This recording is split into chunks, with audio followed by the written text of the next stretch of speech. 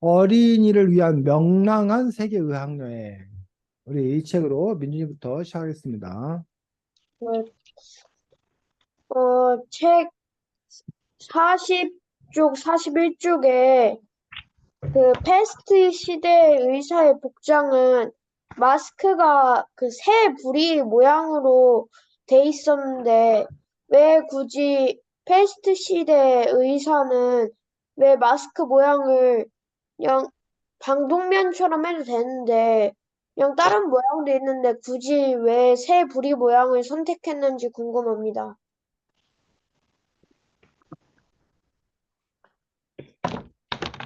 그, 정서로 씨? 어, 왜냐하면 최대한 그 환자하고 접촉 이런 거를 하기 위해서 막대기도 사용을 했잖아요. 그러니까 그거를 입으로도 전달되지 않게 침 같은 것도 같이 튀기지 않게 해서 좀 새부리 모양으로 해서 환자와 접촉을 좀 멀리하고 좀 다른 게 섞이지 않게 하려고 그랬던 것 같습니다. 제 생각은 약간 이 시대 때는 약간 종교가 중요시 됐기 때문에 약간 뭔가 약간 종교적인 그런 걸로 약간 마스크 모양을 굳이 새부리 모양으로 하지 않았나 생각합니다. 이상으로 발표를 마치겠습니다. 네, 아주 민준이가 좋은 의문 잘 제기했습니다. 자, 그걸 한번 추리할 수도 있고, 아니면 진짜 추적을 한번 해봐서, 민준이가 말한 대로 과연 그 종교적 의미가 있는지, 뭐, 그럼 새가 뭘 상징하는지, 이런 걸 찾아봐서 연구하는 것도 좋겠다고 생각이 들고, 서로가 말한 것처럼 의학적인 측면, 실용적인 측면이 있는지, 뭐 그런 여러 가지 측면들에서 한번 따져보는 것도 아주 흥미진진한 어떤 그러한 연구가 되지 않을까 싶습니다. 쌤도 이유는 잘 모릅니다. 쌤도 이유는 잘 모르고, 민준이가 듣고 보니까 정말 궁금하네 이런 생각이 들었는데 이렇게 일상의 어떤 그런 일들에 대해서 그냥 넘어가는 게 아니라 그에 대해서 의문을 가지고 그거를 추적하고 이게 바로 이제 연구하는 사람의 어떤 기본 자세이기 때문에 아주 좋은 태도라고 생각합니다. 자, 다음 서로 진행하겠습니다. 여기서 보면 옛날 사람들이 병이 약간 신이 내린 징벌이라고 생각을 했는데 왜 굳이 신이 내린 징벌이라고 생각했을지 궁금합니다. 음, 김민재 씨. 제 생각에는 약간 예전 사람들은 신을 중요시 여겼기 때문에 모든 생활에 다 뭔가 신이 연관되어 있었기 때문에 약간 질병도 뭔가 신에게 노여움을 사서 뭔가 내린 신이 내린 벌이라고 생각했던 것 같습니다. 제 생각에도 이 시대에는 약간 그 모든 게 종교적으로 돌아갔기 때문에 뭔가 나쁜 일이 있을 때도 신이 약간 어, 노염을 샀다 그러고 뭔가 좋은 거는 신이 화가 누그러졌다 약간 이렇게 표현을 해서 안 좋은 일이 있을 때 그 신이 화가 나서 징벌을 내렸다고 생각한 것 같습니다. 이것으로 제 발표를 마치겠습니다. 네, 수고했습니다. 자, 혹시 여러분들 부모님, 민준이나 서로 부모님들, 여러분들, 민준이나 서로가 나중에 커서 의사 되기를 바라시 혹시? 그런 얘기를 하신 적 있어? 아니면 기대도 안 하셔? 어때? 의사 말고 판사가 되길 원해요. 서로 부모님은 서로가 의대보다는 판사를 하기 원하죠? 판검사, 변호사 이런 거 법적으로. 민준이, 음, 어, 그냥 과학자 같은 거. 과학자가 되기를 원하시는 것 같아? 민준이 부모님께서는 민준이 보고 과학자가 되기를 원해? 네, 잠깐, 그냥 니, 그런 거 같긴. 네 바람이 그런 거야. 부모님이 바람이 그런 거야. 정확하게. 잘 어. 모르겠어요, 근데. 요즘 부모님들 중에 자식들이 의사가 되기를 바라는 그런 부모님들이 아주 많아가지고, 그런 부분 때문에 초등학생 때부터 막 의과대 진학반 뭐 이렇게 해가지고 아, 맞아요. 의대 가려면 막 공부 열심히 해야 된다고 막 이렇게 선행학습도 많이 시키고 그런 걸 볼 수 있습니다. 그래서 요즘 하여튼 의대 인기가 아주 하늘을 찌릅니다. 옛날에도 물론 의대 인기가 좋긴 했었는데 지금만큼 최고로 좋진 않았어. 다 아까 말한 대로 뭐 이렇게 과학자 뭐 이렇게 되는 부분이라던가 뭐 이런 부분들도 상당히 가 높았었는데 이제는 완전히 의대가 원톱 그냥 어, 가장 이제 뭐 이렇게 우수한 학생들이 몰리는 그런 부분이 되고 경쟁도 치열한 그런 부분이 됐습니다. 그래서 의대, 치대, 치과 의사는 치대, 네. 그다음에 이제 뭐 그 약, 수의대, 그 수의사, 동물 요즘 동물병원 또 많이 해서 수의대, 그다음에 이제 한의대, 아, 한의사대, 한의대, 그다음에 이제 약대, 약사 선생님 되는 약대, 그다음에 이제 뭐 간호대, 뭐 이런 식으로 해서 어쨌든 의료 관련 그 종사된 어떤 그런 직업에 대해서 많은 사람들이 이렇게 호감을 갖는데 사실 옛날에는 의사라는 직업이 그렇게 신분이 높은 직업이 아니, 아니었다라는 거야. 우리나라도 보면 의대, 의사, 한의사 뭐 이런 것들이 중인, 양반들이 아닌 중인 정도의 등급들이 하는 어떤 그러한 시대였고, 이 책에도 보니까 옛날에 외과 의사는 뭐, 누가 외과 의사 했다는 거야? 음, 이발사, 이발사. 아, 이발사들이 옛날 의사 역할 했다는 거, 수술했다는 거야, 옛날에는. 그런 식으로 이제 의사라는 어떤 그런 직업이 과거에는 지금처럼 이렇게 선망하는 최고의 전문직 뭐 이런 건 아니었다는 거야. 근데 이제 어떻게 해서 오늘날 이렇게 의사라는 어떤 그런 직업들이 이렇게 최고의 직업이 되었는 건가? 뭐 그런 부분에서도 어떻게 보면 이 책은 의학의 역사, 의학이 어떻게 발달되어 왔는지에 대해서 알려주는 그러한 또 이렇게 교양서적인 것들을 볼 수가 있습니다. 그래서 이런 책을 통해서 여러분들이 세계사, 세계 역사가 또 어떻게 흘러갔나, 그리고 그 안에서 각 분야, 특히 이제 이 책은 의학이겠지, 의학이 어떻게 발달했나, 이런 부분들을 살펴볼 수 있는 어떤 그런 책이라고 생각합니다. 자, 16조 보겠습니다. 우리가 그 흐름을 한번 쭉 쫓아가 보려고 그러는데, 16쪽에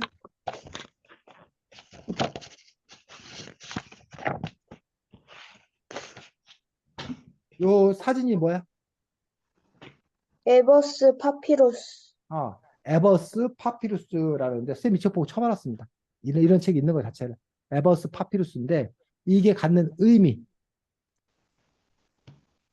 의의가 뭐야? 가치가 뭐야?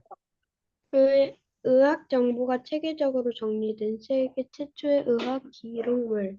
그치? 세계 최초라는 게 세계 최초.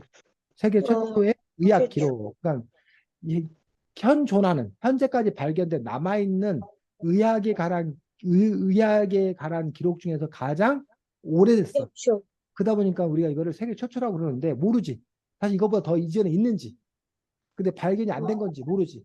이게 세계 최초로 기록한 건지 모르는데 어쨌든 현존하는 지금까지 남아져 있는 것들 중에서 의학 질병에 대한 처방과 치료 이런 부분들이 공식적으로 기록되어 있다라고 그래. 그래서 지금부터 약 3,500년 전 이집트의 이걸 보고 우리가 신성 문자라고 얘기하는데 에버스 그 파피루스는 그 저기 종이 이름이야 종이.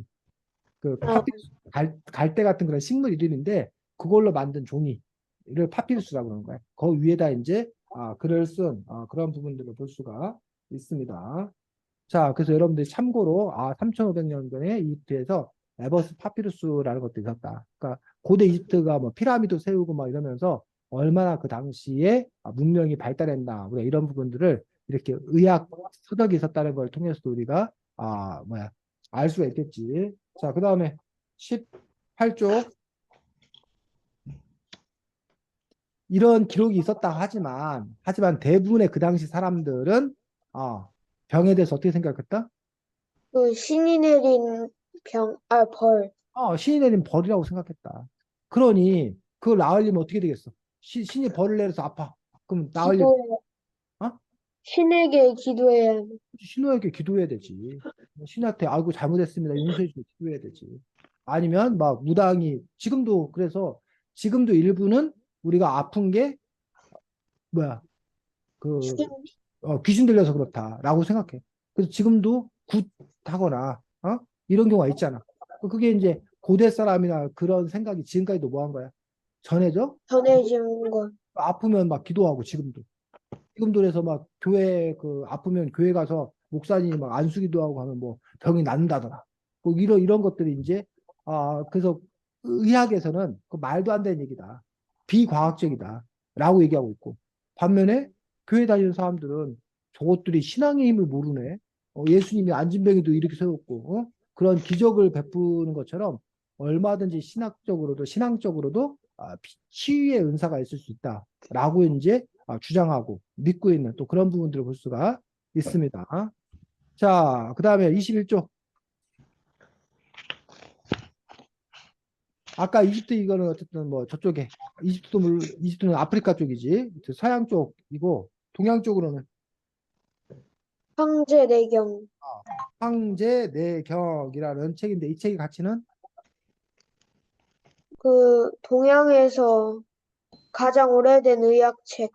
동양에서 가장 오래된 의학책이라고 해서 이것들이 황제내경이라는 어떤 그런 책 제목으로서 중국의 의학들을 다 모아놓은 망라해놓은 어떤 그런 의미로서 황제내경이라고 되어 있는 것들을 볼 수가 있습니다.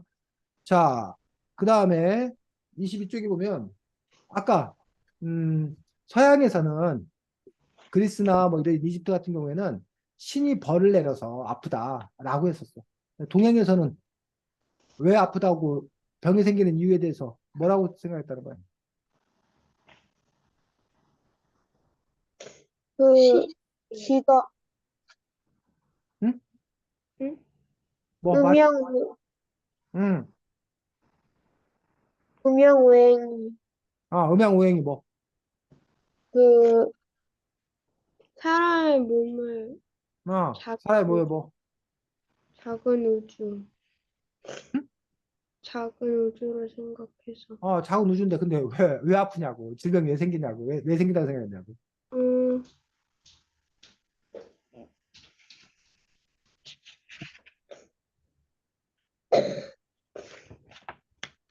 23쪽. 음양 23쪽에 보면 근데 조화가 깨져서 병이 생긴다. 그렇지. 몸의 조화. 몸에 조화가 있다. 몸의 질서, 조화가 있는데 그 몸의 조화가 뭐하면 깨지면 깨지. 그러면 병이 생긴다. 근데 이거는 지금도 그렇게 생각해. 지금 어, 한의학에서는 몸의 조화가 몸에 기가 흐르고 몸에 조화가 있어야 되는데 이 조화가 깨지면 그러면 병이 생긴다고 생각해요. 지금도.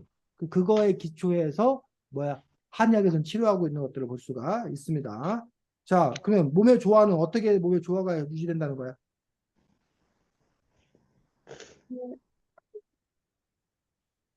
몸의 조화가 유지되려면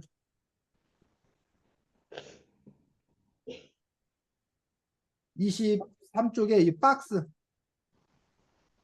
네모 박스에 설명 나와 있는 거야. 그 음양 오행. 음양 뭐? 오행. 음양오행. 여러분들이 네. 요거를 꼭 잘 알아둬야 돼. 우리 동양사상을 이해하려면 음양오행설을 여러분들이 꼭 알아둬야 돼서 요거 이야기가 짚고 넘어가도록 하겠습니다. 음양은 우리 다른 데서 들어봤었는데 세상은 음과 양으로 이루어졌다. 우리 다른 책에서 여러 번 봤었지. 네. 그래서 음에는 뭐가 있어? 여러분이 알고 있는 음, 자, 서로는 음이야, 양이야? 응? 지금 음이에요, 양이에요? 서로 너는 음이야, 양이야? 양이에요? 넌 양이야? 어, 민준이 넌 음이야, 양이야? 음인 거양. 야, 이것들이 지금 서로 민준이는 지가 여자라고 주장하고 있고 서로는 지가 아, 남자라고 주장하고 있는데. 자, 아, 대부분 남자, 여자 이렇지 않나? 양이야. 어, 음이야. 아, 서로가 양이면 서로가 남자고 민준이가 여자면 민준이 음 맞아. 어? 음양. 그래서 음이 예를 들면 짝수가 음이야, 짝수가. 어, 양은 홀수가 양이야. 그 다음에 밤이 음이야, 밤. 낮, 낮이 뭐 태양, 달, 달. 그다음에 뭐 아까 여자, 남자 이런 식으로 음과 양으로 이루어져 있다. 그 우리 태극무늬도 보면 이렇게 파란색 있고 빨간색 있잖아요. 이렇게 돼 있잖아요. 위아래 두 가지로 있잖아요. 그게 음량의 조화야. 자, 그게 음량이고 그다음에 오행은 다섯 가지, 뭐뭐 행, 다섯 가지, 폐장, 간장, 비장, 신장. 그건 오장 육부 할 때 오장이고 음양 오행 할 때 오행. 그, 위에 다섯 뭐 가지 원소, 우주를, 정수 뭐 우주 만물을 이루는 다섯 가지. 그러니까 그 뭐냐고 다섯 가지 정수가 나무, 불, 불, 쇠, 물. 나무, 불, 흙, 쇠, 물. 여러분들이 보통 말하는 화, 수, 목, 금, 토. 여기 화수목금토가 바로 오행이야. 화 이게 뭐야? 불, 불. 그다음에 수, 물, 수, 물, 목, 나무목, 금, 나무. 그다음에 금, 쇠금, 세금이야 세금. 토, 흑토, 흑토. 그래갖고 이게 화수목금토에서 뭐 불은 물한테 지고 뭐 물은 뭐 나무한테 하고 뭐 나무는 뭐 새한테 지고 뭐 새는 뭐 흙한테 지고 뭐 이런 식으로 이게 뭐 서로 누가 이기고 누가 지고 막 이런 게 있어. 그렇게 이 다섯 가지 기본 요소가 모여서 합쳐서 막 뭐 모든 만물 이룬다라고 생각하는 게 이게 오행이야 오행. 그래서 음양 오행설 음양과 오행으로 이 세상이 뭐 되었다 이루어져 이루다. 있다라고 하는 그런 부분들을 볼 수가 있습니다. 그래서 우리 몸 안에 이제 뭐가 있어? 오장, 육부, 오장 육부라는 게 있어가지고 오장은 뭐래? 심장, 폐장, 간장, 비장, 신장. 심장. 심장이 뭔지 알지? 예. 네, 말 그대로 뭐야, 혈액 공급하는 심장이고 또 그다음에 폐장, 폐장, 폐장이 뭔지 알아 몰라? 몰라요. 몰라. 아, 폐, 호흡하는 폐. 어? 폐암 걸리는 폐암. 호흡. 담배 마시면 폐암 걸린다 그러지. 호흡하는데 또 걸러주는데 폐장. 야, 그다음에 간장, 간장. 우리 뭐냐 간, 간. 간 아, 때문이야. 피로 뭐 이런 거. 그 해독해 주는 거 간. 그다음에 비장, 비장, 비장. 비장 뭔지 알아? 콩팥, 쓸개. 아슬, 쓸개. 그다음에 심장. 신장 이게 콩팥. 어, 걸러내는 거. 이게 신장. 그래서 어, 그 심장, 폐장, 간장, 비장, 신장 이걸 뭐야? 우리 몸에 아주 중요한 심장, 요소인 오장이라고 얘기하고 있는 것들을 볼 수가 있습니다. 그 다음에 이제 뭐? 육부. 육부 해가지고 육부는 뭔가 알아? 아니에요. 육부는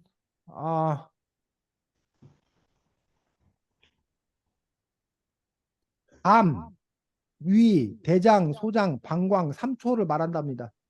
음, 담과 위와 대장과 소장과 방광과 삼초를 말한다는데 삼초가 뭔지 선생님도 잘 모르겠네. 어쨌든 이렇게 우리 몸에 여기지 여기 배 이 안에 있는 어떤 그런 기관 가슴과 배에 있는 이 기관을 오장육부라고 얘기하는 그런 부분들 그래서 이런 것들이 조화를 이루어야 되는데 이 조화가 깨지면 그러면 아프다라고 이렇게 생각했던 것들이 동양의학의 가장 기본이고 이것들을 정리해 놓은 책이 황제내경이라는 책이라고 이야기를 했습니다. 자, 그 다음에 서양 역사에서 이제 되게 중요한 사람, 우리 이 사람 이름 많이 들어봤어. 24쪽에 누구? 히포크라테스. 히포크라테스가 왜 중요하냐? 제목 위에 조그만 제목 나와. 뭐라고 돼 있어? 질병과 신을 떼어놓다. 질병과 신을 떼어놓다라는 소제목을 적어놨는데 왜 이런 소제목이 있을까? 그, 그 신이 옛날처럼, 질병에 든다는 걸 깬 사람이어서. 그동안까지는 신이 노해가지고 신이 화나서 병이 생긴다라고 했었는데 그게 아니다. 질병이 생기는 이유는 그것이 아니다라고 주장했던 그런 사람이 바로 요 히포크라테스인 것들을 볼 수가 있어. 그러면 히포크라테스는 26쪽에 왜 병이 생긴대? 그, 인체의 균형이 무너져가지고 병이 생겨. 인체의 균형이 무너져서 병이 생긴다. 요 얘기 우리 조금 아까 하지 않았어? 어디서? 그 병금 뭐였더라? 황제내경. 황제의 경우 동양의학에서도 우리 인체의 균형, 기 뭐 이런 거 조화가 깨지면 한다. 이 부분에서 히포크라테스도 역시 그런 생각을 했다라는 얘기요. 그래서 기도하고 뭐 저기 제사 지내고 이럴 게 아니라 치료를 해야 된다라고 생각했기 때문에 그 히포크라테스가 바로 미신에서 이거를 뭘로 의학, 과학적인 방법을 동원했기 때문에 이 히포크라테스를 뭐라 부르는데 별명이 의학의 아버지. 그렇지. 의학의 아버지라고요. 그리고 나중에 여러분들이 의사 선생님 되면 히포크라테스 선서라는 거래. 반면에 이제 그 간호사가 되면 나이팅게일 선서라는 거라고. 아, 그래서 아, 이제 뭐 나이팅게일 선서라는 이유는 또 다른 이유 때문에 그러고 어쨌든 히포크라테스 선서인데 그 히포크라테스 선서에서 사실은 그 위에 요 말, 그 글씨가 좀 흐릿한데 그거 한번 서로가 한번 읽어줘 보겠습니다. 이제 의협에 종사할 허락을 받음에 나의 생애를 인류 봉사에 바칠 것을 엄숙히 사역하노라. 나의 은사에 대하여 존경과 감사를 드리겠노라. 나의 영신과 위엄으로서 의술을 베풀겠노라. 나의 환자의 건강과 흥망을 첫째로 생각하겠노라. 이상의 서약서를 나의 자유의사로 나의 명예를 받들어 하노라. 그런 선서를 한다는 얘기야. 히포크라테스 선서를. 근데 이제 요즘 의사 선생님들에 대해서 존경하기도 하지만 또 한편에서는 욕하기도 해. 여기서 보면은 인류의 봉사를 바칠 거를 선언하고 양심과 위엄으로서 의술을 베풀고 환자의 건강과 생명을 첫째로 생각하겠노라고 선서해 놓고서는 의사들이 되려고 하는 이유는 요즘 왜 돈 그렇게 많이 벌려. 돈 많이 벌려고 산다고 그러니까. 그래서 수술을 할 환자가 왔는데 제일 먼저 뭐부터 하라고 그래? 접수부터 하세요. 응, 돈부터 내세요라고. 그래서 접수 안 하고 돈 안 내면 뭐해? 안 받아줘. 수술 안 받아준다는 얘기. 뭐 그런 부분들에서 이게 히포크라테스 선서가 이게 맞는 거냐라고 해서 요즘에는 이제 완전히 의사 선생님들이 그 히포크라테스 선서에 따르지 아니하고 돈만 밝힌다라고 이제 뭐해? 주장하는 그런 그래서 비평 그 안 좋게 생각하는 사람도 있고 한편에서는 의사도 직업 아니냐. 그리고 의사도 먹고 살아야 그래야 뭐야 의술을 베풀 수 있는 거 아니냐. 뭐 계속 의술만 베풀다가 굶으면 결국은 의사들 망하면 오히려 전부에게 다 손해가 되는 거 아니냐라는 어떤 그런 논리로서 지금 자신들의 행위를 정당화하기도 하고 물론 이제 일부 의사들 같은 경우는 이 히포크라테스의 정신에 따라서 선서에 따라서 뭐 국경 없는 의사회라던가 해서 자기가 의료 봉사에 적극적으로 나서는 그런 분들도 여전히 계신 것들도 볼 수가 있습니다. 자, 히포크라테스 부분에 대해서 이렇게 얘기를 한 것들이 중요하고, 자, 뭐 히포크라테스 뭐 다른 주장도 있는데, 그 부분들은 뭐 그것까지 우리가 알기는 좀 힘들 거라고 생각이 들고, 아, 쭉 넘어가서 36쪽 보겠습니다.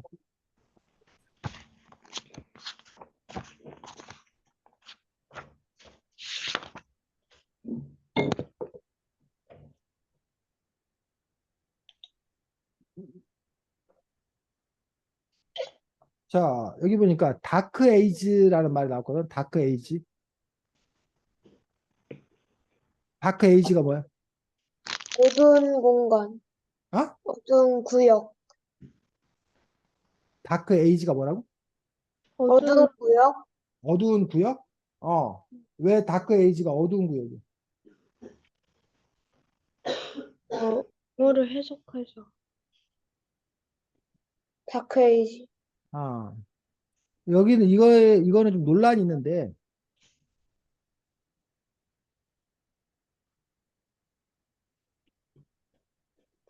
이해지래. 에이지. 자, 다크가 뭐야? 다크, 검은, 어두운, 검은 어두운. 에이지는, 에이지. 공간, 어? 나이, 공간. 나이, 그렇지.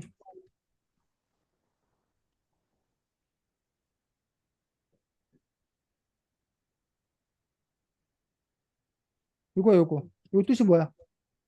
나이, 시대, 나이. 그러니까 다크는 깜깜한 시대, 어두운 어, 시대, 암흑 시대. 해석하면 암흑 시대, 암흑 시대.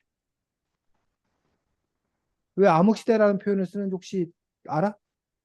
흑사병 때문에. 흑사병 때문에? 그럴 수도 있고, 다크에이지에서 우리가 보통 중세 시대를 보고서 다크에이지, 암흑 시대라고 그래. 중세 시대가 어떤 시대인지 혹시 알아? 음, 신의 힘이 막강하던 시대. 여기서 말하는 신은 사실은 종교 권력, 종교 권력이 막강하던 어떤 그런 시대, 중세 유럽 사회에서 교황의 권력이 가장 셌던 어떤 그런 시대. 그래서 이때는 과학을 얘기하지 아니하고 모든 게 다 뭐? 종교. 신의 뜻이다. 종교의 어떤 그러한 생각을 바탕으로 얘기한다. 그래서 이런 어떤 그런 부분들을 우리가 중세 시대에 발전이 없었다. 그래서 우리가 그때를 보고 암흑 시대다라고 얘기하고 있고, 다크 에이지라고 이렇게 부르는 그런 부분들을 볼 수가 있습니다. 반면에 이제 뭔 소리냐? 중세 때도 사실은 나름의 어떤 그런 번창한 어떤 그런 문화와 발전된 문화가 있었다. 근데 그거를 너무 중세를 이렇게 비하하는 거다라고 이제 또 주장하는 어떤 그런 분이 있는데, 어떤 중세 시대는 신중심의 어떤 그런 시대였기 때문에 중세 시대 이후에 이제 이른바 르네상스, 르네상스가 이제 되면서부터 이제 다시 인간 중심으로 돌아오고, 그러면서 이제 뭐 과학이나 문명, 문화가 발달했다 해가지고 중세 시대, 중세 천년, 보통 천년을 우리가 암흑 시대, 다크 에이지라고 이렇게 부르는, 그때는 무슨 발전이라는 게 없었다라는 식으로 평가하는 그런 사람이 있습니다. 그럼 중세 시대 이전에는 고대 그리스, 로마, 고대 그리스와 로마는 문명을 꽃피웠다는 거예요. 그러다가 이제 요 중세 시대에 기독교 문명이 들어가면서부터 발전이 없었다, 뭐 이런 식으로 해서 이제 다크 에이지라고 이야기하는 사람들도 있고, 아까 말했듯이 그렇지 않다라고 얘기하는 그런 경우도 볼 수가 있습니다. 자, 이 책에는 병원의 시작이 어디라는 거야? 수도원. 아, 수도원을 이제 우리가 병원의 시작이다라고 얘기하고 있고, 병원이 영어로 뭐야? 호스피털. 그 하스피털이란 말이 어떻게 생겼대? 음, 어, 여행 순례자가 아플 때 소도원에서 치료와 간호를 받을 수 있었던 이 무렵 상황에서 나왔대요. 그렇지. 그래서 그 당시에 이제 특별히 병원 같은 게 없었는데 바로 수도원이 그러한 병원의 역할을 하기도 했었다라고 그래. 심지어는 은행, 수도원이 뭐의 역할도 했었다? 은행 은행? 역할을 했다는 거야. 왜 은행 역할을 했냐? 사람들이 금 같은 걸 갖고 있는데 도둑 맞을까 봐 두렵잖아. 그럼 그 금을 어디다 맡겼다는 거야? 수도원. 수도원에 맡겼다는 거야. 그럼 왜 금을 수도원에 맡겼느냐? 이유가 커다랗게 두 가지야. 하나는 수도원이 그때 그 당시에 아까 종교 권력이 제일 힘이 셌기 때문에 거기가 제일 안전하다고 생각했어.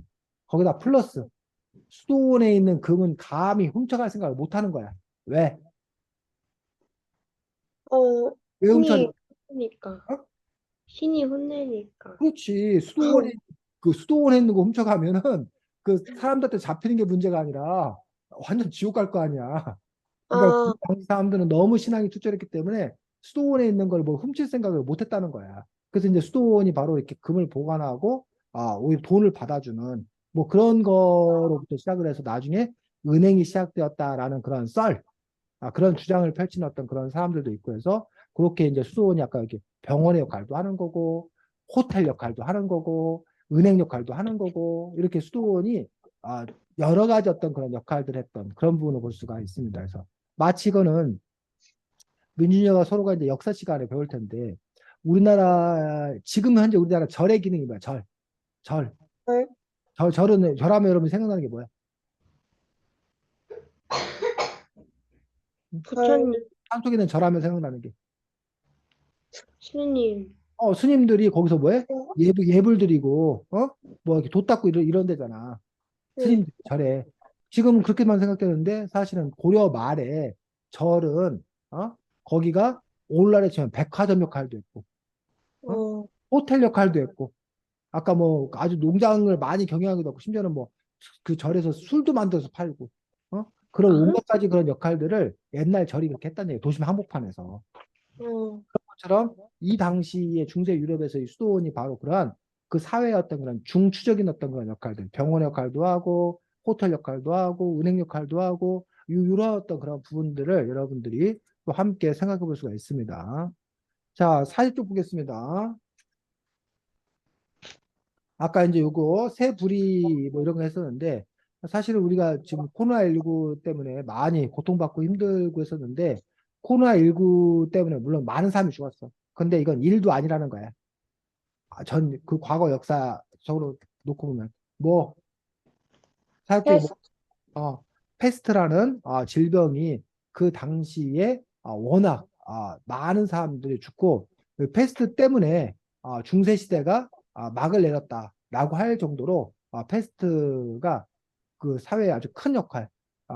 그러니까 페스트가 중세 시대에 왜 막을 내렸냐? 그 당시에는 영주가 있고 농노라는 게 있었어. 그러니까 민준이가 유성구의 영주야. 유성구 땅이 네. 다 누구 거야? 민준이 거야. 그럼 거기에 이제 그 사람들이 민준이한테 그 땅을 뭐 해서 빌려가지고 농사를 지은 다음에 절반 정도를 영주 민준이한테 바쳐. 그 나머지 절반 자기가 먹고 사는 거야. 근데 이 민준이네 동네의 그 영로는 서로는 저기 뭐야 저기 둔산 서구의 영주야. 어? 근데 선배가 민준이네 집 영로인데 서로네 동네로 못 가.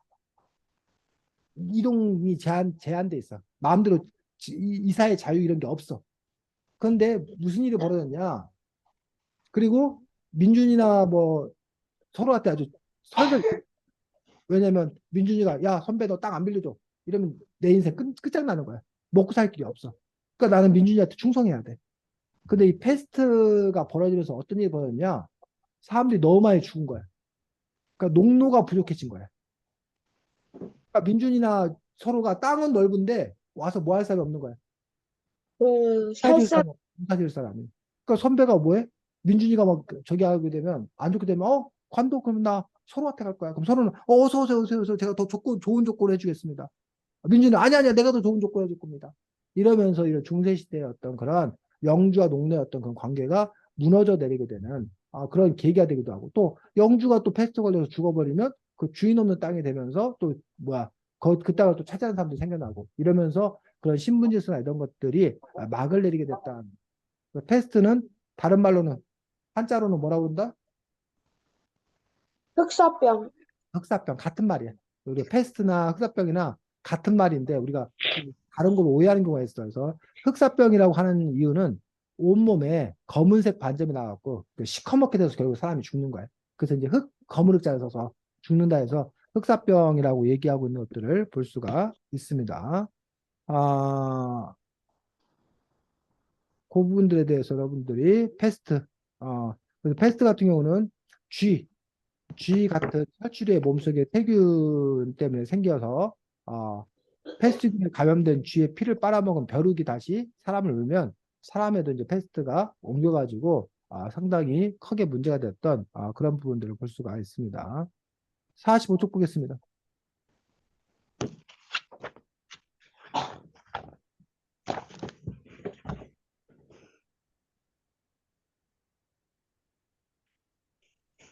자, 45쪽에 볼로냐 대학이 의학 역사에서 상당히 중요한 의미가 있어. 어떤 의미가 있대? 유럽 최초로 이과대학. 유럽 최초의 의과대학이면서 동시에 중세시대 학문과 예술의 중심지. 학문의 예술가 중심이었고 유럽 최초의 의과대학이었으면서 여기서 처음 한 게 바로 46쪽에 뭘 했다는 거야? 해부학. 해부학이라는 거였다는 거야. 해부학이 왜 중요할까? 어,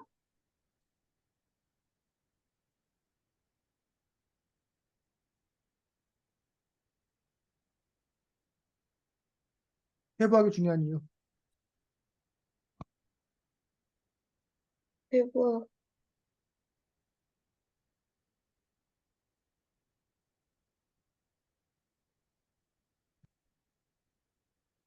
47쪽에 바로 밑에 부분. 밑에 부분 읽어보면 해부학이 중요한 이유.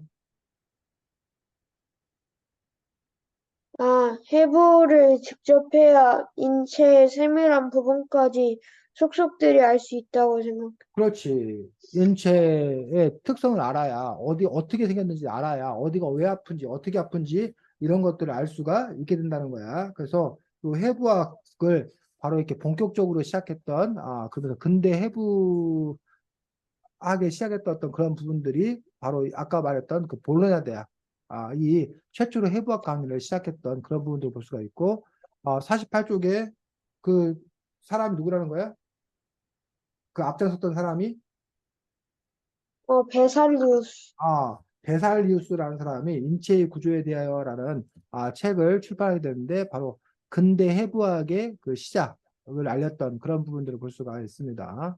자, 근데 여기서 51쪽에 구텐베르크 들어봤어? 펜, 구텐베르크라는 사람 아니요? 못 들어봤어? 네. 구텐베르크가 우리나라 직지는 더 직지 심체유절 혹시 직지 들어봐 직지? 직지? 직지 못 들어봤어? 서로 네? 직지 들어봤어? 네. 직지가 뭐야? 어떤 의미가 있어? 직지 심취호절 직지. 그 직지가 어떤 사람이 그렸는데, 세계에서 가장 오래된 현존하는 세계에서 가장 오래된 금속 활자 본. 아, 금속 활자로 인쇄한 것들 중에 세계에서 가장 오래된 책이 직지 심취호절이야. 지금 우리나라에 없어. 프랑스에 있어. 근데 왜요?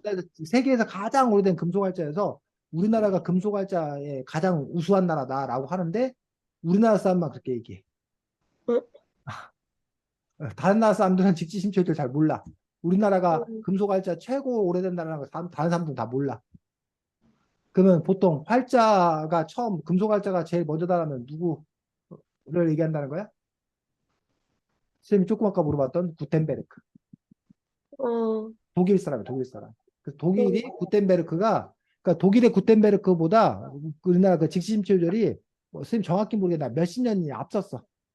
그런데도 음, 사람들은 직지 심취호절은 잘 모르고 구텐베르크는 잘 알아. 그게 왜 그러냐? 직시임치 요절은 그냥 이렇게 불교 경전이야. 그거 그 인쇄해 놓고 이게 널리 퍼지지 않은 거야. 근데 구텐베르크가 만든 이 금속활자는 실제로 인쇄업이 발달해 가지고 그래서 예를 들면 그 당시에 뭐가 일어났냐면 루터 알아 루터? 루터, 루터의 종교개혁 들어봐 종교개혁 아, 들어봐 네. 루터 교회. 루터가 종교개혁을 했는데 당시 아까 그 교황 그 신 중심 중세 교황 중심이었던 그 부분에서 교황이 뭐 면죄부도 팔고 나쁜 짓 많이 했다고 루터가 종교 개혁을 했어. 그러니까 그 교황의 잘못된 점을 막 조목조목 적어가지고 쉽게 말하면 데모를 한 거야. 그래갖고 그 교황을 공격한 거야. 그러면서 그 당시에 이제 지금의 카톨릭 구교와 서로가 믿는 기독교 개신교 그러니까 두 개가 이제 뭐 하게 돼? 나뉘게 돼. 그러면 그렇게 그 루터가 쓴 그런 종교 개혁이 그 당시 왜 이렇게 널리 퍼질 수 있었냐? 바로 이 구텐베르크가 뭐 인쇄기를 발명해 가지고 그걸 착착착 인쇄를 해 가지고 뿌린 거야. 그러니까 널리 퍼질 수 있었다고. 그 전까지는 이렇게 퍼지기가 힘들었는데. 자, 근데 선생님이 지금 왜 갑자기 구텐베르크 얘기를 이렇게 열심히 하는 거야? 음, 51쪽에.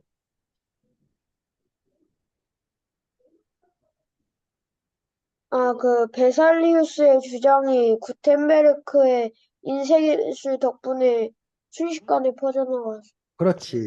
그 널리 퍼지게 되는 그런 계기가 되었다는 거야. 그래서 요즘에 이른바 SNS, 인스타그램, 페이스북, 뭐 트위터, 요즘에 무슨 또 스레드 뭐 이런 게 또 새로 음, 나왔는데 이런 SNS가 왜 무섭냐, 왜 놀랍냐?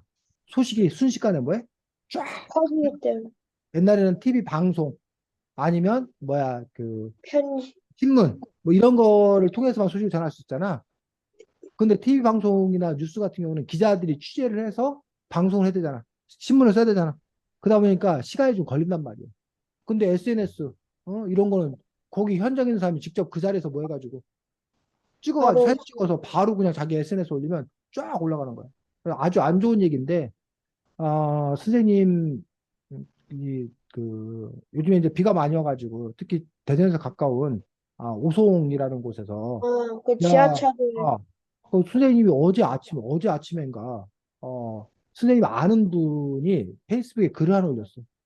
자기 그 부인의 학교 동료 선생님이, 이번에 그 자동차 그 침수돼서 돌아가셨다는 거야. 그 너무 마음이 아프고 부인도 너무 힘들어한다는 그런 글이 올라온 거야. 그게 선생님이 어제 아침에 본 거야. 한 6시, 한 7시, 8시 정도에. 근데 어제 하루 종일 그 뉴스나 이런 데는 뭐 어떤 뉴스에는 뭐 50대가 뭐 죽었다든지 또 좀 이따 뭐 30대가 죽었다든지 그리고 그 사람에 대한 얘기가 하나도 안 나와. 그러다가 이제 그러니까 점심 무렵에 되어서야 이제 초등학교 선생님인 30대 초등학교 선생님이 뭐 결혼한 지 얼마밖에 안 됐는데 뭐 그 사연이 나오는 거야. 선생님은 그 음, 사실을 어제 한 뭐야 8시 9시 알고 있었는데. 근데 이제 그거가 기자가 취재해서 이게 글을 쓰는 데는 그만큼 더 시간이 뭐한 거야. 오래 걸 근데 SNS를 통해서는 그냥 바로 그냥 뭐 동료 아는 사람이니까 바로 올리면 바로 아는 거지. 이런 식으로 이런 신속성이나 또 그것들이 또 이렇게 뭐야? 퍼져 나가는 거나 이런 것들이 아주 순식간에 이렇게 퍼져 나가는 거란 얘기야.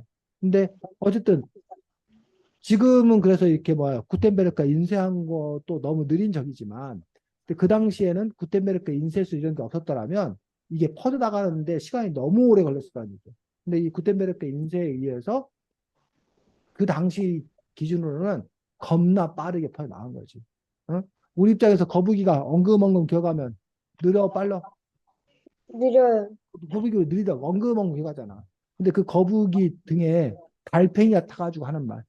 달팽이가 타가지고 다른 달팽이한테 와, 야, 달팽아 겁나 빨라 막 이러면서 달팽이 입장에서는 거북이 등에 타면 아주 막 그냥 어지러워 막 이럴 정도로 겁나 빠른 거지. 이런 거랑 사실은 마찬가지였던 그런 부분인 것들을 볼 수가 있습니다. 자, 그 분들에서 요 근대 해부학의 세계를 쳤는데 이때가 바로 코페르니쿠스가 지동설을 발표하네. 어? 아, 그전까지는 다 사람들이 뭐야? 하늘 우주가 지구 중심으로 온다고 천동설을 철석같이 믿고 있던 그런 시대였던 거야. 그 시대가. 그러니까는 우리 그 사람의 몸을 해부해 본다는 생각을 할 수 없는 거야. 우리 조선도 사람의 몸을 중요시 여겨서 사람 몸을 해부를 못 하게 했어. 무덤도 파면 안 돼요. 그 야만인을 하는 짓이야. 그래서 허균이 그 자기 스승의 뭐 진짜인지 모르겠지만 자기 스승의 몸을 그 해부해 보는 것들이 너무나 이렇게 놀라운 어떤 그런 일이고 만약에 그 일이 밝혀지면 감옥 갈 일, 처벌받을 어떤 그런 일이었다라고 얘기하는데 어쨌든 간에 이렇게 그 베살리우스가 해부를 하고 그러면서 이제 이것들이 중요하게 되는 그런 부분들을 볼 수가 있습니다. 그러면서 이제 이른바 근대 의학이 탄생하게 되는 베살리우스의 해부학에 의해서 근대 의학이 탄생하게 되는 중요한 어떤 그런 부분들을 볼 수가 있습니다. 그래서 아까 히포크라테스에 의해서 뭐해서 종교에서 의학이 새롭게 독립할 수 있게 됐고 그 다음에 이 베살리우스에 의해서 근대 의학이 성립할 수 있게 되었다고 얘기하고 있습니다. 자, 54쪽에 또 한 사람 중요한 사람이 나옵니다. 합의, 윌리엄 하비라는 사람이 중요한 게 나오는데 이 사람이 어떤 주장을 펼쳤다는 거야? 혈액이 혈액이 뭐 한다? 순환한다. 자, 근데 그 전에는 어떻게 믿었대 사람들이? 그 전까지는 이전까지는 그 간에서 몸으로 정맥을 통해 흐른다고 믿어. 간에서 계속 피가 새로 생겨난다고 생각했다는 거야. 생겨나고 없어지고 생겨나고 없어지고. 근데 그게 아니라 요 합의가 바로 이렇게 혈액이 뭐야? 돌고 돈다라는 것들. 그래서 우리 그 혈액이 그 심장에서 만들어지면 동맥을 따라 가지고 우리 온몸에 퍼지고 다시 다 쓴 거는 이제 뭐야? 정맥을 따라서 다시 심장으로 돌아오고 우리 몸에 이제 혈액이 순환되고 있다는 것들을 알게 되는 것들. 그래서 이 윌리엄 하비가 그래서 뭐래? 뭐의 아버지래 이 사람은? 생리학의 아버지. 근데 생리학의 아버지라고 얘기하고 있는 것들을 볼 수가 있습니다. 그래서 윌리엄 하비라는 사람 여러분들이 알면 되고 그다음 58쪽에 누가 나와? 윌리엄 버몬트, 윌리엄 보몬트라는 사람이 나오는데 또 이 사람의 업적은 뭐래? 위장 생리학의 개척자. 아, 위장 생리학에서 위의 활동에 대해서 처음으로 이제 뭐에 알게 되는 그런 부분들을 볼 수가 있습니다. 그래서 위 운동이 기계적인 소화 외에도 위액과 같은 화학적 소화 작용이 일어난다는 걸 밝게 됐는데 그 밝게 된 사연이 너무 기막혀. 여기 이 58쪽 읽어보면서 그걸 알게 된 이유가 왜 어떻게 해서 알게 됐다는 거예요? 어, 그,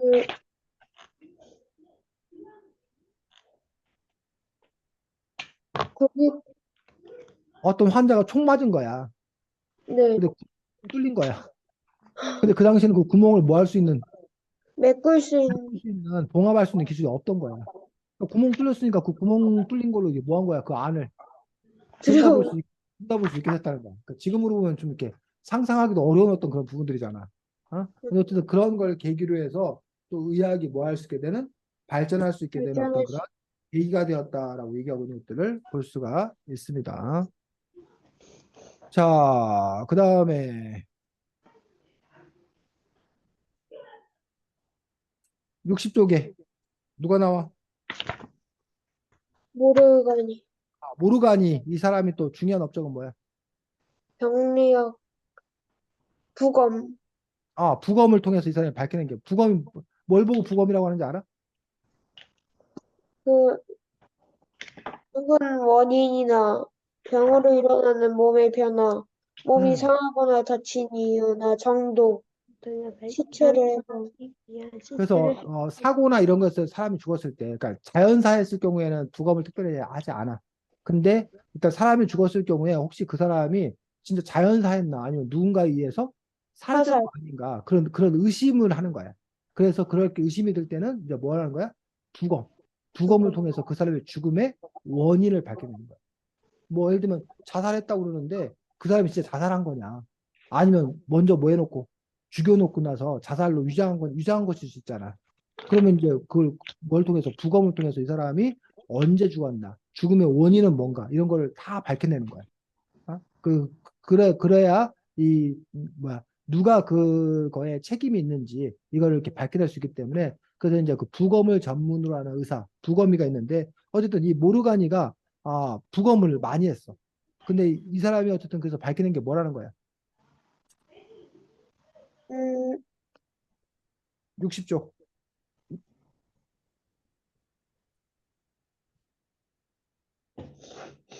60쪽 61쪽 보면 질병이 생기는 곳, 그렇지 질병이 생기는 곳, 곳에 주목을 한 거야. 즉, 질병에는 뭐가 있다? 장소가 있다. 우리가 위험, 위장이 아픈 거잖아. 어? 그럼 간이 아픈 거잖아. 이런 식으로 이제 위나 간이나 그래서 서양 의학은 그래서 그것들이 다 뭐해? 나눠져 있어. 뭐 코가 아프다. 뭐 코를 연구하잖아. 이비인후과 뭐 이런 데는. 뭐 심장만 연구하는 심장학과는 심장만 연구하고 뭐 이런 식으로 위만 연구하고 뭐 대장을 연구하고 이런 식으로 신체의 각 부분을 나누고 그리고 나서 그 부분에 있어서 어떤 병이 생기는지 이런 것들을 연구한 어떤 그런 사람이 바로 요 모르가니라는 어떤 그러한 사람인 것들을 볼 수가 있습니다.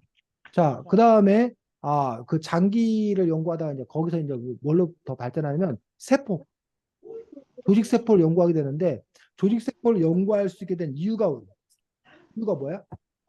바로 63쪽에 있는 뭐? 현미경, 어? 아, 현미경, 현미경이 발명되었기 때문에. 만약 현미경이 발명되지 않았다라면 뭐 조직 세포를 연구하는 일은 없었, 라는 얘기예요. 근데 현미경이 발명됨으로써 이렇게 새로운 기기가 발명됨으로 인해서 그 전까지는 몰랐던 새로운 연구가 가능한 거예요. 그래서 이렇게 과학기술과 의학의 발달은 서로 이렇게 상보적인 거예요. 서로 이렇게 맞물려 들어가. 이거는 이런 현미경의 발명 꼭 의학에만 영향을 미친 게 아니라 식물학에도 영향을 미치고 다른 학문도 사실 많은 영향을 미치는 거예요. 그래서 어떠한 기술이 기계나 기술이 발견되어야 또 이제 다른 학문들도 함께 이렇게 같이 발 맞춰서 발전해 나가게 되는 또 그런 부분들을 볼 수가 있습니다. 자, 66쪽에 64쪽부터 여러분이 잘 알고 있는 사람 나오네. 누구? 파스텔, 파스텔을 여러분들이 왜 잘 알아?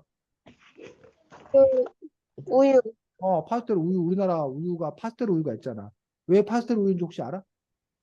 그 파스텔은 저온살균을 그렇지. 저원살균법에 의해서 그래서 그 살균, 균을 죽이는 방법은 커다랗게 두 가지가 있는 거야. 하나는 고온살균, 높은 온도에서 한 1, 2초 그 살균해주면 균이 다 죽는 거야. 고온살균. 이거는 짧게 살균하니까 편해. 근데 이거의 단점은 고온살균을 하면 균만 죽이는 게 아니라 단백질 같은 건 영양소도 파괴가 좀 된대. 그게 고온살균 안 좋은 점이야. 반면에 저온살균은 좀 고온보다는 좀 낮은 온도에서 좀 오랫동안 뭐 선생님 모르겠는데 뭐 한 1, 20분인가 뭐 이 정도 동안 살균하는데 그럼 그렇게 해도 뭐가 죽는다는 거야. 균이 죽 균이 균이 죽는다는 거야. 그리고 대신 단백질이나 이런 영양소 파괴가 고온살균보다는 덜하다는 거야. 그래서 이 방법을 개발한 게 누구야? 우유 파스텔, 파스테르고 그 파스테르 유업, 파스테르 그 우유 회사는 뭐에 의해서? 저온살, 고온살균법에 의해서 자기들이 우유를 만든다는 거야. 다른 회사들은 주로 다 고온살균법으로 만든다. 저온살, 그래서 자기들이 저온살균법을 만든다는 걸 뭐 하기 위해서?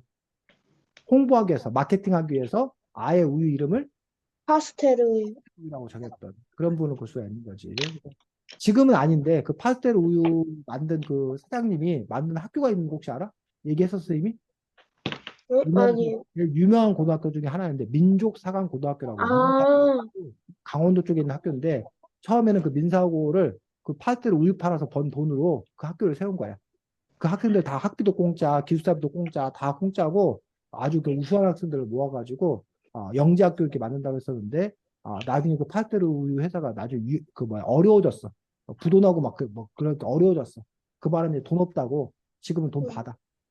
민사고 지금은 이제 돈 받는 어떤 그런 돈 많은 사람만 갈 수 있는 학교가 돼버렸는데 그런 점에서 이제 어쨌든 그런 또 스토리가 있습니다. 자, 그 다음에 67쪽에 그러면서 어쨌든 이런 세균 연구 이런 것들을 하게 됐고 67쪽에 보면 세균하고 바이러스하고 우리는 좀 혼동해서 얘기하는데 세균과 바이러스는 서로 좀 다르더라라는 얘기야. 그래서 민준이가 뭐 맡을 거야? 세균 맡을 거야? 바이러스 맡을 거야? 어, 세, 세균, 세균? 그럼 서로가 바이러스 맡아서 67쪽에서 세균과 바이러스의 차이를 둘이 한번 비교를 해보도록 하겠습니다. 자, 세균은 세균, 독립된 단세포. 독립된 단세포 생물로 스스로 살아갈 수 있다. 자, 스스로 살아갈 수 있다는 게 세균의 특징이야. 자, 서로 바이러스는 바이러스는 숙주 없이는 스스로 증식하지 못한다. 뭐의 바이러스는 숙주. 그러니까 뭘 빨아먹고 기생하는 거야, 쉽게 말해서. 숙주가 없으면 뭘 빨아먹고 살 게 없으면 스스로 살 수 없다는 거야. 혼자 살 수 없어. 독립해서 살 수가 없어. 그게 세균과 바이러스의 가장 큰 차이야. 그 다음에 또 세균은 세균이 서식할 수 있는 환경이 갖춰진 상태에서 먹이만 공급된다면 번식까지 가능하지. 번식. 번식도 가능하다. 번식. 세균은 번식, 퍼져나간다는 거야. 서로 바이러스는 바이러스는 DNA와 RNA 같은 핵산과 단백질로 이루어진 구조라서 스스로 에너지와 유기물을 만들지 못한다. 그래서 아까 이거는 이제 뭐 할 수밖에 없는 거다. 기생할 수밖에 이생할 수가. 없는 그런 부분들을 볼 수가 있습니다. 자, 세균이 일으키는 병은 민준이 식중독, 콜레라, 파상풍, 결핵. 이런 병을 세균이 일으킨 거야. 반면 서로 바이러스가 일으키는 병은 어,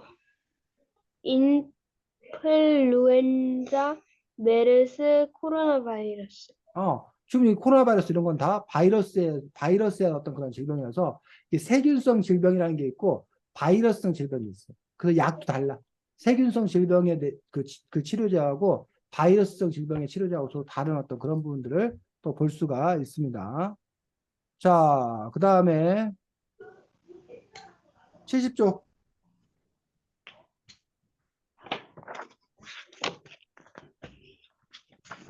자, 백신 나오죠, 백신. 백신이 뭐야? 음, 힘이 약해진 균을 미리 집어넣어서 병을 막는 거. 그래서 이번에 코로나19에서 우리가 백신 접종 맞았지. 너네도 맞았어. 민지하고 서로 한 번도 맞았어? 아니면 한 번도 안 맞았어? 한 그냥 번도 안 맞았어. 민지 한 번도 안 맞고 서로는. 전 맞았어요. 너는 맞아봤어? 네. 그 너네들 그래도 그 코로나19 그 백신 안 맞았어도 다른 건 뭐 독감 예방 접종 이런 건 맞지 않냐? 아, 보통? 그건 맞았어요. 그런 것들이 바로 이때부터 시작된 어떤 그런 원리를 바탕으로 두고 있는 것들을 볼 수가 있습니다. 77쪽. 아까 현미경의 발달로 인해서 뭐 세포 이런 걸 연구할 수 있게 된 것처럼 이제 77쪽에 뭐 X선. X선을 발견하게 되면서 또 이제 의학이 놀라운 또 이렇게 진보를 이루게 되는 그러한 중요한 부분들을 볼 수가 있습니다. 79쪽.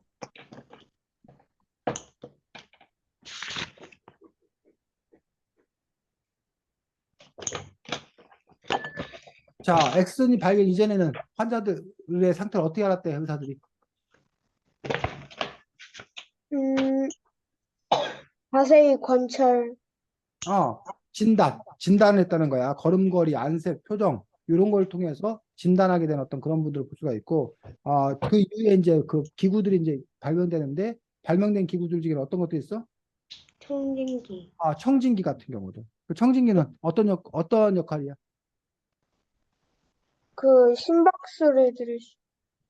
그 다음에 심박수와 병과의 어떤 그런 통계학적인 어떤 관련성을 찾는 것들, 뭐 체온계 이런 것들이 다 이제 그 당시에 이제 발명되어서 하게 되는 또 그런 부분들을 볼 수가 있습니다. 그 다음에 86쪽.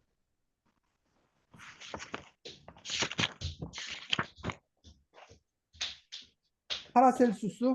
이 사람은 왜 중요하대? 체액의 균형을 중요하게 여긴 갈레노스의 이론에 동의하지. 왜 중요하냐고. 음, 파라셀수스가. 연금술. 연금술?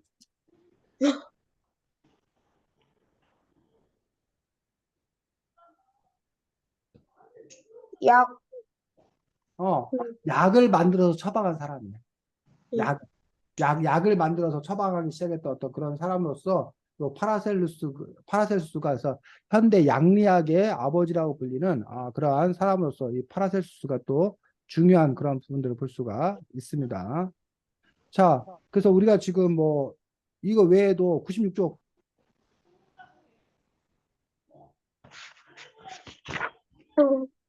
누가 나와? 팔에. 파레. 파레는 여기 90쪽 보니까 뭐의 아버지? 어, 외과학. 근데 외과.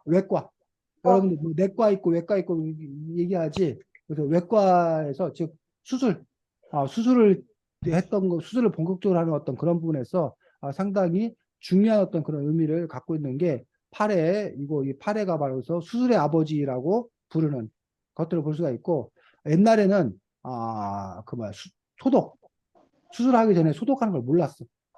그러니까 수술하다가 죽는 게 아니라 수술하는 도중에 오히려 다른 병에 감염돼 갖고 죽는 그런 경우가 많았어. 지금도 사실은 그게 큰 골치야.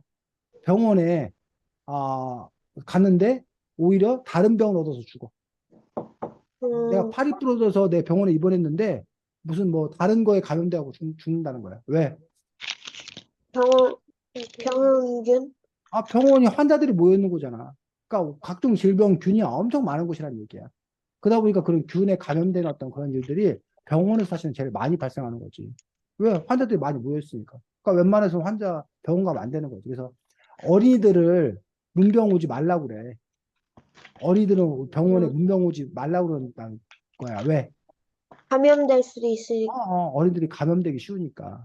아무 면역력이 약하니까. 뭐 애들이 와서 뭐 뛰놀고 뭐 시끄럽게 하고 뭐 이런 이유도 있지만 그 이유보다 사실 더 큰 거는 어린이를 보호하기 위해서 그 면역력이 약한 어린이들을 오지 말라고 하는 어떤 그런 부분도 볼 수가 있다는 거야. 그래서 어쨌든 우리가 지금 뭐 한 3분의 2도 못 봤는데 이 책을 이렇게 쭉 그 의학의 어떤 그런 역사에 대해서 이렇게 쭉 알려줘서 어쨌든 간에 어떤 그 우리들이 알고 있는 이 학문이라는 게 어느 하루아침에 뚝딱 이루어진 게 아니야.